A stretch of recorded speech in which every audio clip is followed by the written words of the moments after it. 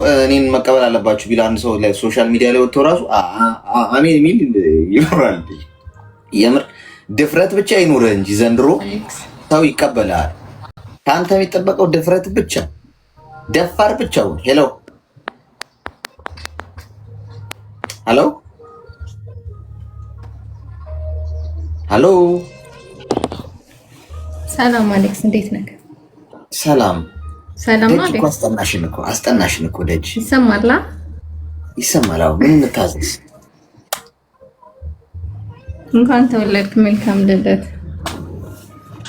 አመሰግናለሁ። እሺ እናት እግዚአብሔር ያክብርልኝ። እሺ አሜን።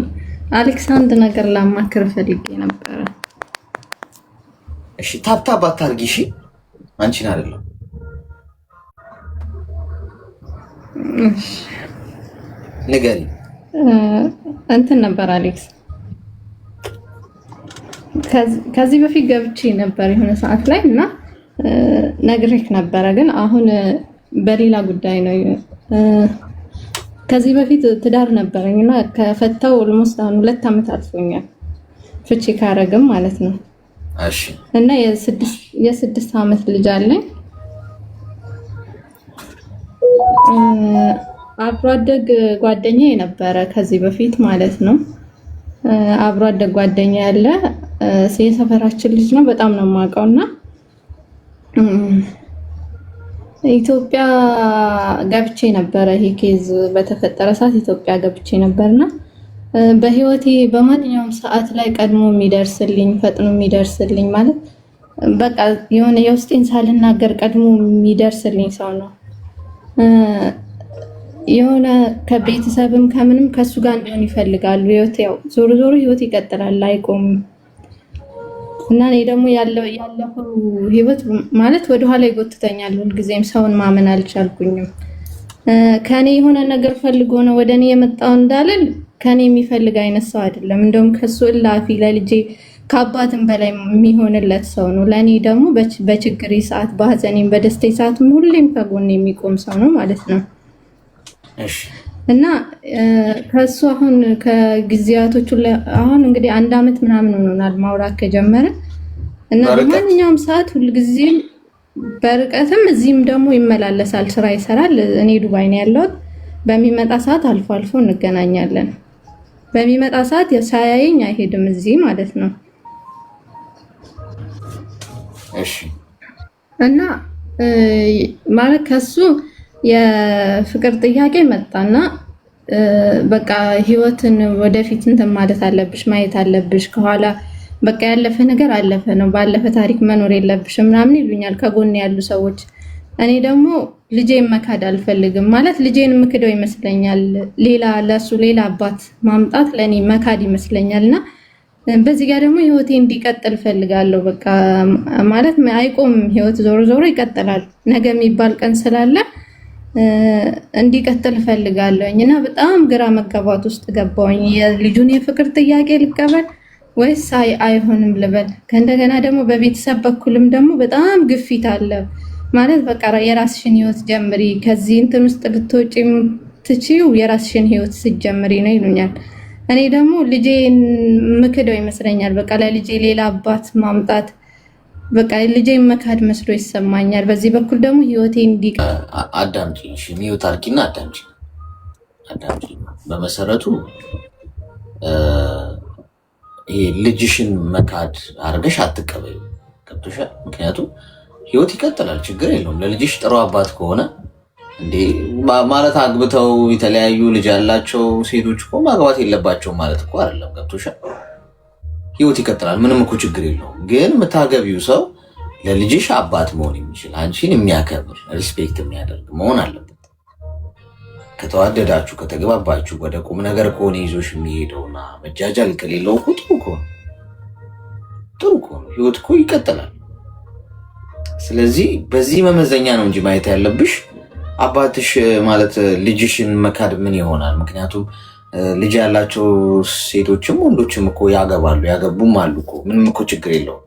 ግን ጥሩ መግባባት ይኑር ነው እንጂ ልጅሽን እንደ ልጁ አድርጎ የሚያሳድግ እኮ አለ እኮ አይደል?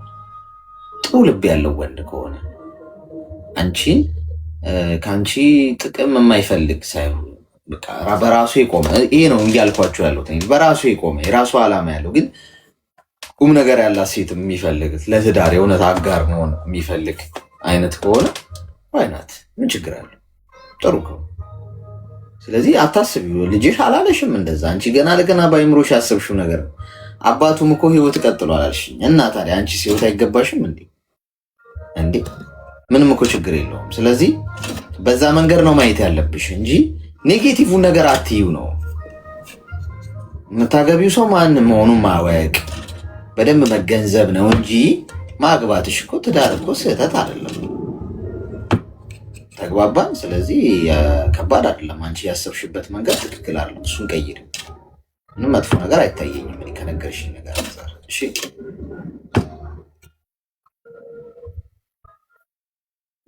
ተግባባን?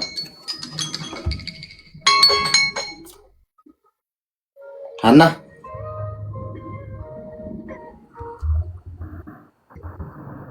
ይሰማካል?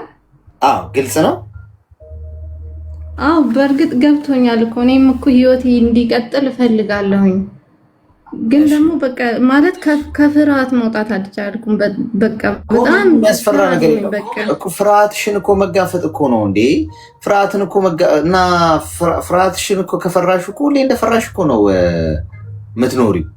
ምንድነው የሚያስፈራሽ? አሁን ፈርተሽ ብትኖሪ ይሻላል ወይስ ደፍረ ምትኖሪው? እኮ አንድ ህይወት ነው። እኔ እናት መቼ እንደምትሞቻ አታውቂም። ሌሎቻችሁማ የሚያስፈራችሁ ብዙ ነገሮች ይኖራሉ። ፍርሃት አትፍሩ። ኦኬ መፍራት ፍርሃት እኮ ወደ እናንተ ሊመጣ ይችላል፣ ግን ስበሩታ ፍርሃቱ። እንዲህ ነገ እኮ ልንሞት እንችላለን እኮ። ህይወት እኮ መቀጠል አለበት። አስበሽ ነው አሁን በአንዴም እዚህ የሆነ ነገር እንድትይኝ አለም፣ ግን ሀሳቡ ከገባሽ ኦኬ ቆይ ላስብበት ብለሽ ቁጭ ብለሽ አስበሽ የምትወስኝ ሆኖ እንጂ በአንድ ንግግር እዚህ ጋር አንቺ እንዲያረጋለሁ እንድትይኝ አለ። ጀስት ግን ጊዜው ወስደሽ አስቢበት። ገብቶሻል? ቁጭ ብለሽ ከዚህ አንግል ብለሽ ጊዜ ወስደሽ ታስቢበትና ከዛ ውሳኔ የምታስተላልፊው በጣም በጥንቃቄና በጣም ጥንቃቄ በተሞላበት እርምጃ ውስጥ ሆነሽ ነው ማለት ነው። ግን የነገርኩሽ ሀሳቡ ያ ነው። መሆን ይችላል። ለምን ማግባትም ትችላለሽ፣ መቀጠል ይችላል ህይወትሽ። ጥሩ ሰው ከሆነ ወደድሽው፣ እወደዋለሁ ከኔ ምንም አይፈልግም እኔ ጥሩ ነው የሚያስበው አልሽ። ራስሽ እኮ ጥሩ ነገሮችን ዘረዘርሽ። ከዛ አንድ ስተት አግኝተሽ አዎ ከምን አንጻር እንደሆነ ታውቃለህ?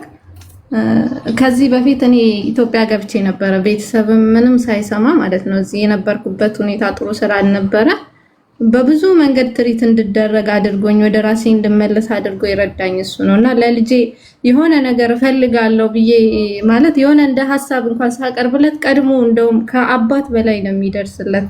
ያንን ሳስብ በቃ የሆነ ለእኔ እግዚአብሔር በቃ መካሻ አድርጎ ሊሰጠኝ ያሰበው ሰው ነው እላለሁ። በአንድ መልኩ ደግሞ ሳስበው ድጋሚስ ብጎዳ በቃ ያ ነገር በጣም ያስፈልጋል። ወይኔ እኮ ግራ የሚገባኝ እህቴ ኔጌ አሁን ያልሽን ነገር ራስሽ ጠይቀሽ ራስሽ እኮ እየመለሽ እኮ ነው። ለልጄ አባት የሆነ ያህል ይደርስለታል አልሽ። የሆነ ነገር ፈለገ እንኳን ብል አሁን ሰውዬ ቢያመልጥሽና በቃ ሌላ ሚስት ቢያገባ የእውነት አገባ እንበለው ምንድን ነው የሚሰማሽ? ይሰማኛል ማለት ይከፋኛል እውነት ለመናገር። ስለዚህ አንቺ አሁን እንዲህ ግራ ወገቤን ጭንቅላትን ስትይ አይቺ ልጅ በቃ አትፈልገኝም ብሎ ይሄ ልጅ ሀሳቡን ቀይሮ በቃ ሌላ ሚስት ትዳር ነው የሚፈልገው ብሎ ካሰበ ሌላ ሚስት ሊያገባ ይችላል፣ መብቱ ነው። አንቺ ወገቤን ጭንቅላትን ስትይ አንቺ አሁን ያለፈው ህይወትሽ ያሳደረብሽ ተጽዕኖ አለ። እንዴት ያለፈው ህይወታችን የፊቱን ይገፋዋል? ይሄ እናት ይሄ እኮ በጣም እኮ አለመታደል እኮ ነው የእውነት። አልፌ የመጣሁበት ህይወት መጥፎ ህይወት እንኳን ካለኝ የኔ እናት የአሁኑ ህይወቴ ጭራሽ ሊጋፋው አይደለም እንዲች ያህል ጠብታ እንኳን ስሜት ሊኖር አይገባም። እንደዛ ከሆነ ከስር ያለው ያለፈው ህይወቴ የአሁኑ ላይ ተጽዕኖ እያሳደረ ከሆነ እስካሁን አልዳንኩም ማለት ነው። ስለዚህ ባለፈው ህይወት የጎዳሽ ሰው አጥንትሽ ድረስ እስክትይ የጎዳሽ ማለት ነው። ስለዚህ እሱ ደስ ይለዋል ህይወት መቀጠል አቅቶሽ እንዲህ በፍርሃት ስትኖሪ ሳይ ቆፍጠን ብለሽ አስበሽ አረጋግጠሽ 10 ጊዜ ለክተሽ አንዴ ትወስኛለሽ። አንቺም ደስታ ይገባሻል። አስቢበት ነው አሁንም እያልኩሽ ያለው። አስቢበት ጊዜ ወስደሽ ከዛ ትወስኛለሽ። ተግባባል። እሺ አመሰግናለሁ አሌክስ፣ እግዚአብሔር ያክብርልኝ። አመሰግናለሁ። በጣም አመሰግናለሁ። ኔጌቲቭ ነገር የምናስብ ከሆነ ኔጌቲቭ ነገር ነው የሚገጥመን አይደለ ጋይስ? ሶ የስጦታውን ንክፈተዋ ጋይስ። አይቼዋለሁ በጣም እኔ ወደድኩት፣ ግን እናንተ ደግሞ ላሳያችሁ ብዬ ነው። ያው ያከበረኝን ሰው በአደባባይ ማክበር አለብኝ ብዬ ስለማስብ ነው። የእጅ ሰዓት ነው። በጣም ነው የሚያምረው፣ በጣም ነው የሚያምረው እንደምታዩት ማለት ነው። እንደምታዩት ከዚህኛው ሰዓቴ ጋር ትንሽ ይቀራረባል። ይሄኛው ሲልቨር ነው፣ ይሄኛው ጎልደን ነው። ሶ እስቲ እናድርገው እዚሁ ጋር ምን ይለናል? ምን ይለናል? ምን ይለናል? ምን ይለናል? አንዳንዴ ይሄኛውን ያው የዚህኛው ቅያሬ ያገኘው ማለት ነው። እስቲ እንየው። ምክንያቱም ያከበሩኝን ሰዎች በአደባባይ በወዳጆቼ ፊት ማክበር አለብኝ። ይሄ የኔ አካሄድ ነው። ትንሽ ትሰፋለች ግን ይቀነሳል፣ ችግር የለውም ሰዓት። ይሄኛውም እንደዛ ነው ያደረኩት። ሰው እንዴት አያችሁስ? እንዴት አያችሁስ? እስቲ ከአስር ስንት ትሰጡታላችሁ? ከ10 ስንት ትሰጡታላችሁ? ቆይ በዚህ ጋር ለሚታሰረው እዚህ ጋር ነው ሰዓት የሚታሰር። ከ10 አንድ ይሻላልም። ከ10 እኮ ነው ያልኩት እኮ ከ10 ዋው! ሁላችሁም ወዳችሁታል ማለት ነው። በጣም ነው የሚያምረው። አያችሁ፣ በጣም ነው የሚያምረው። ወድጄዋለሁ። በጣም ነው የማመሰግነው፣ እጅግ በጣም ማለት ነው በእውነት እኔ በጣም የዘንድሮ ልደት ጋይስ በቃ ማለት በህይወቴ ሆኖ የማያውቀው ነው የሆነው እና ቴንክ ዩ ሶ ማች። በአደባባይ አመስግኛለሁ። እግዚአብሔር ያክብርልኝ፣ እግዚአብሔር ይጠብቅልኝ። በእውነት በጣም ትልቅ ነገር ነው። እንግዲህ ሰዓት ደግሞ የሰው ማስታወሻ ነው ስላችሁ ይዛችሁት ነው የምትንቀሳቀሱ። ስራም ስትሰሩ የትም ቦታ እጃችሁ ላይ አድርጋችሁት ነው እና ይህም ታስታውሳላችሁ። ይህም እጄ የተሰበረ ጊዜ ጊፍት ተሰጥቶኝ ነው። አይታችኋል። ያኔ ስለሆነ እስካሁን አለ። አያችሁት? በጣም ነው የሚያምረው። ይሄም ያኛውም ያምራል። ይሄ በሲልቨር አሁን ደግሞ በጎልደን እንቀያይረዋለን ወይ ደግሞ በዚህ እናደርገዋለን ትላለን። ሶ ቴንክ ዩ ሶ ማች ጋይስ፣ በጣም ነው መወዳችሁ። እንግዲህ ሰው ሲወድህ እግዚአብሔር ሲፈቅድ ነው ብዬ ነው ማስበው። በቃ የሰው ፍቅር ከፈጣሪ ነው። እሺ ሰው ከራሳችሁ ሊሆን አይችልም። እግዚአብሔር ሲወድ ነው ያንን የሚያደርገው እና ትናንትና የነበረው ነገር በጣም የተለየ ነገር ነበር። በጣም ብዙዎቻችሁ በእኔ የተጠቀማችሁ ወይ ደግሞ የኔ ሀሳብ የጠቀማችሁ ከብዙ ነገር የተመለሳችሁ ቫሊዩ የሆነ ነገር ያገኛችሁበትን ነገር ነግራችሁኛል በልደት ቀኔ ላይ።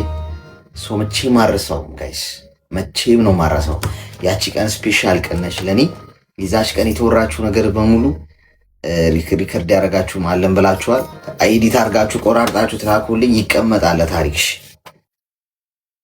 ነገ ለልጅ ልጆች ሁላ ማሳየው ታሪክ ነው የሚሆነው እና በጣም አመሰግናለሁ። እወዳችኋለሁ። ነገ በተመሳሳይ ሰዓት እንገናኛለን። ልመርቃችኋ፣ የትም ቦታ ሂዱ፣ በምንም መልኩ ከህፃን እስከ አዋቂ የሰው ፍቅር ይስጣችሁ።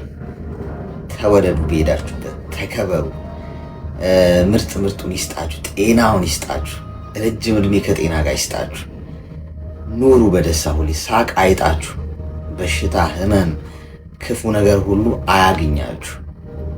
ቤታችሁ ሁሌ ደስታ ይግባ፣ ቤታችሁ ሁሌ ፈጣሪ ይግባው፣ ቤታችሁ ሁሌ በረከት ይግባላችሁ።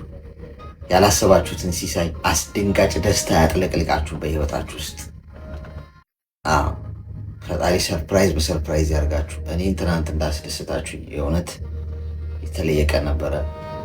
እንዲህ ተረጋግቼ ላመስግኛችሁ ብዬ ነው። ትናንት አልቻልኩም፣ ትንሽ ነርቨስ ነበር።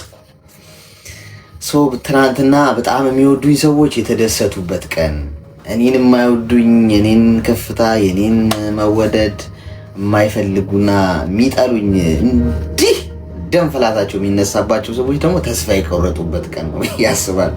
ይህ ልጅ ምንም ብናደርገው ነገሩ ሁሉ እንኳን ሊወድቅ ቀርቶ ሰውየው እንደ አለት እየጠነከረ ነው ያለው። የሚሆንም አይመስለኝም ያሉ ይመስለኛል ትናንት አሳስበው። እወዳችኋለሁ። ኑሩልኝ ባላችሁበት። ነገ በተመሳሳይ ሰዓት እንገናኛለን። ሁሌም እናንተ ማገልገሌን የበለጠ እንድቀጥል የበለጠ ጥሩ ነገር እንድሰራ ኃላፊነት ነው የሰጣችሁኝ፣ ተቀብያለሁ። የሚቀጥለው ዓመት ድረስ ደግሞ አኮራችኋለሁ። ከዚህ በተሻለ ቃል እገባለሁ ይህንን ለማድረግ። እየመሸ ያለበት ሀገር የምትኖሩ ደህና ደሩልኝ።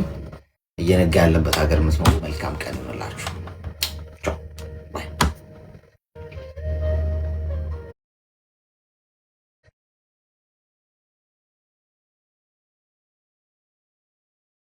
أول قرار خذيته هالسنة إني أختار عطر